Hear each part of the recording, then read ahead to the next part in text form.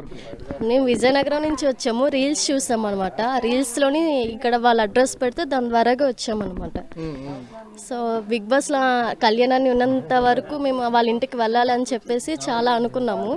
So అవ్వలేదన్నమాట. అవ్వకపోవడం వల్ల ఈరోజు మాకు కుదిరింది, వచ్చామన్నమాట. కాకపోతే అన్నయ్య లేరనమాట. చాలా డిసప్పాయింట్ అయ్యాం అంతే.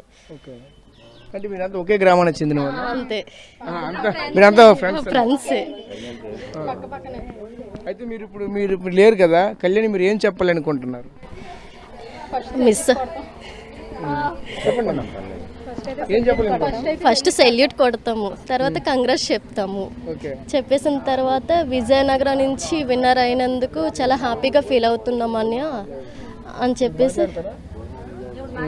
అని చెప్తాం అనమాట. లేదు, హీఈస్ ద జెన్యూన్ పర్సన్. అంటే ఎక్కడ స్టాండ్ తీసుకోవాలో అక్కడే తీసుకున్నారు. Nice beautiful guy.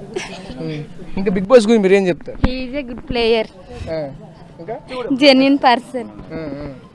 Tanuja Kalyan bond చాలా వేరే లెవెల్ అసలు.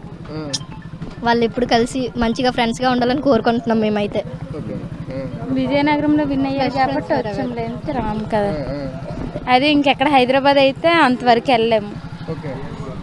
చాలా గర్వంగా ఉంది కళ్యాణ్ గెలిచాడని. వాళ్ళ ఇంటికి వచ్చాము, ఇంకా హ్యాపీగా ఉంది మాకైతే. వాళ్ళ పేరెంట్స్ని కూడా చూసాం, ఇంకా హ్యాపీగా ఉంది. కాకపోతే అన్నీ లేడు కాబట్టి కొంచెం సాడ్గా ఉంది. అన్నీ కోసం వచ్చాము, కానీ అన్నీ లేడు కాబట్టి కొంచెం డిసప్పాయింట్ అయ్యాము. చాలా హ్యాపీగా ఉంది కానీ పేరెంట్స్ని కలిసి.